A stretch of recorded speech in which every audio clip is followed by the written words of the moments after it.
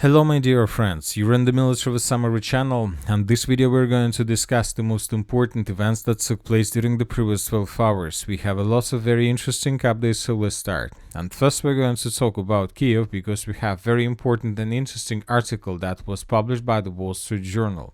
Zelensky's attempt to win Trump over to his side has failed.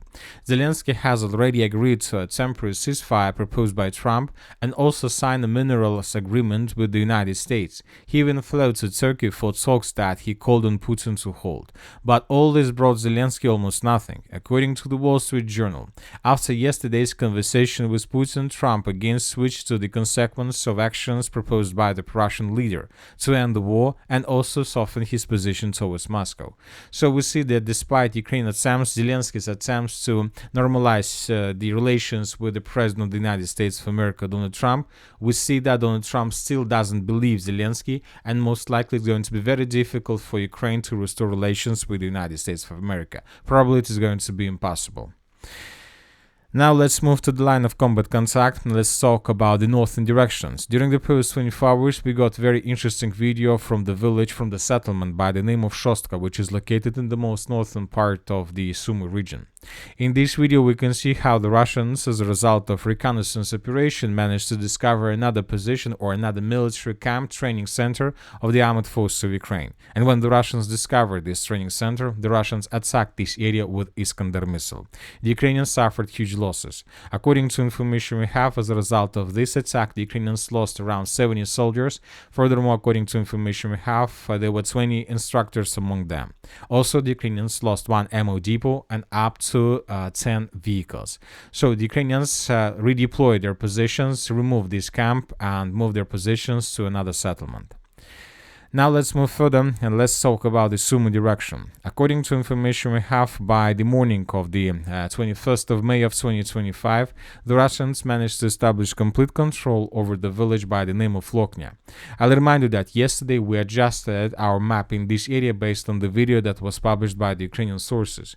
In this video that was published by the Ukrainians, we can see how the Ukrainians were attacking Russian positions in this area with FPV drones, how the Ukrainians were trying to destroy another temporary deployment point and stronghold of the armed forces of the Russian Federation. And based on this video, yesterday most of the mappers adjusted their maps in this part of Loknya.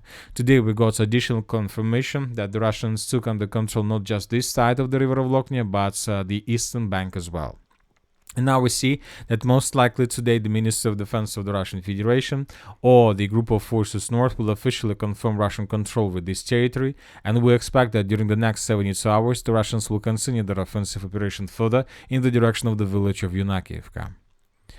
Now let's move further and let's discuss the situation in the Sivas direction. And according to information we have and according to updates we got during the previous 12 hours, we believe that this is probably the most interesting direction during the previous night. According to information we have, the Russians managed to take under complete control the village of Verkhnykamenskaya. This information was confirmed both by different geolocations and by several map adjustments provided by different mappers. So let's discuss first this video. This video was published by the Ukrainian sources, and in this video we can see how Ukrainians, most likely of the 54th Mechanized Brigade of the Armed Forces of Ukraine, were attacking and FPV droning the Russians in the area of the village of Verkhnykamenskaya and on the territory of the village itself. So as you can see, lots of explosions, lots of artillery strikes, lots of FPV drone attacks. Several episodes were geolocated in the central part and in the western part. This is the first place where Ukraine attacked, this is the second, and this is the third one. So as you can see, according to these geolocations, the Russians managed to get the most western part of the village of Verkhnykamenskaya. As for now, we still haven't received anything from the most southern part of the village from these farms, but I'll remind you that according to different mappers, this territory also was taken by the Russians during the previous days. So once again, we believe and we expect that these upcoming days or maybe several hours, the Minister of Defense of the Russian Federation will confirm complete control over this territory, and now we see that the Russians are going to move further. Obviously, the Russians need some time to regroup themselves, to strengthen strengthen their positions, to bring additional forces, to collect a critical mass. But obviously, this is already the beginning of the battle for the city of Siversk itself, the key city in the Liman-Kramatorsk direction. Furthermore, we have added several reservists to the map. Now we see that the land is very difficult for Russians to carry out any offensive. So that is why we expect that, first of all, the Russians will try to finish everything between the villages of Grigorovka and Serebryanka, and only after the Russians establish complete control over this territory, and most likely after the Russians finish the battle for the southern pockets to the village of Verkhnekamenskaya, only after these two tasks, only after these two battles, the Russians will continue offensive operation further in the Siversk direction. Obviously, this is very interesting situation, so let's wait and see what is going to be next. Now let's move to the Konstantinovka direction and to N32 road. The Russians during the previous night managed to improve their position significantly. According to different mappers, the Russians have almost cut the most southern part of the Skliban-Byksky pocket. So this is the situation, for example, by the end of the 18th of May of 2025, 19th of May of 2025. So 2 days ago, we could see this situation.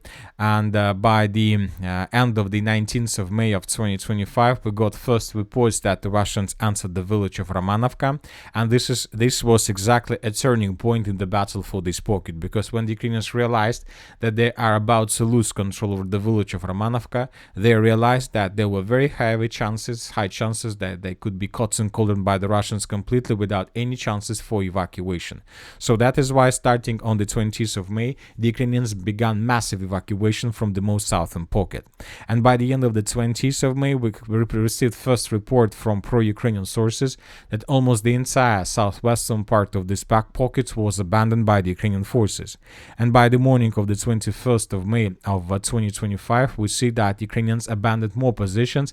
As for the beginning of the 21st of May, the Ukrainians abandoned the southeastern part of this pocket.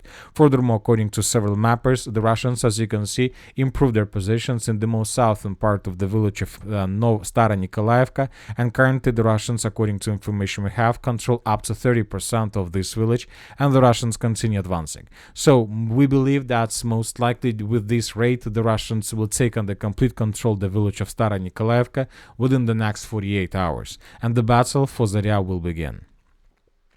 Now let's move further. As for the western flank of the Kliban-Byksky pocket, according to information we have, the Russians managed to improve their positions as well. During the previous 24 hours, the Russians took under control additional 3 lines in the most western flank. This information was provided by neutral mappers, and the Russians managed to take under complete control to the territories to the west of the village of Novalenovka. I'll remind you that as for these territories, several pro-Russian resources reported about this several days ago.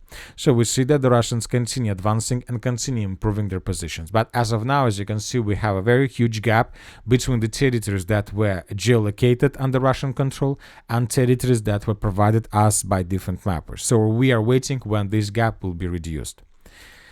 Now let's move further and let's discuss the situation in the South Donetsk direction, where the Russians continue their offensive operation along the river of Mokroe Yaly. Today the Ukrainian sources published this video where we can see how Ukrainians were attacking Russian positions in the vicinity of the settlement by the name of Odradne. Lots of FPV drone attacks along this tree line. This video was geolocated, and this is exactly the point where the Ukrainians were attacking Russian units. Based on this video, we have adjusted this red pocket in Russian favor. We see that the Russians indeed managed to break through towards the village of Kamar, but as of the village of Kamar, there is a very big stronghold right in front of this settlement. So now the Russians most likely will turn their attention in the northeastern direction with the purpose to cut N15 road and to force the Ukrainians in the very near future to fall back from Odradne in the northwestern direction. Otherwise, the Ukrainians would be caught in cauldron. At the same time, the Russians continue their offensive operation in Zelene Pole and Novopol. I'll remind you that yesterday the pro-Ukrainian resources reported that the Russians managed to break through Ukrainian defense and to answer both villages. The Ukrainians reported, the Ukrainians from Deep State, from pro-Ukrainian source, reported that the situation in this area was critical. According to them, the units of the 31st Brigade and Presidential Brigade were holding their lines, while the units of the Territorial Defense Brigade were reporting a lie.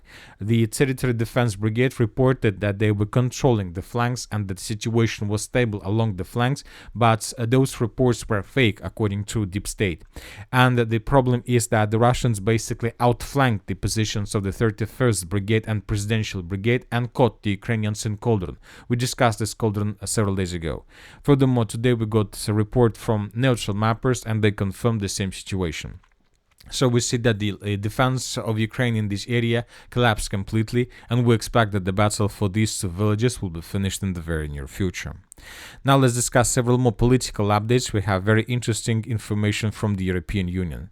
We see that Europeans can't do anything with the Russians and with their offensive operation and with the situation in Ukraine. So this summer, the European Union most likely will be concentrated on the reducing of the price for oil. The European Union is preparing to propose that G7 lower the price cap on Russia oil exports from the current $60 per barrel to $50, according to the European Union Economy Commissioner Vali Dombrovskis. So this is, according to them, we see that they tried to reduce the price for $10. Today we got report that Ukraine suggested to reduce the price for Russian oil even more, for $30. So this is the proposal of Ukraine. Ukraine demands that G7 lower the price of Russia oil to $30.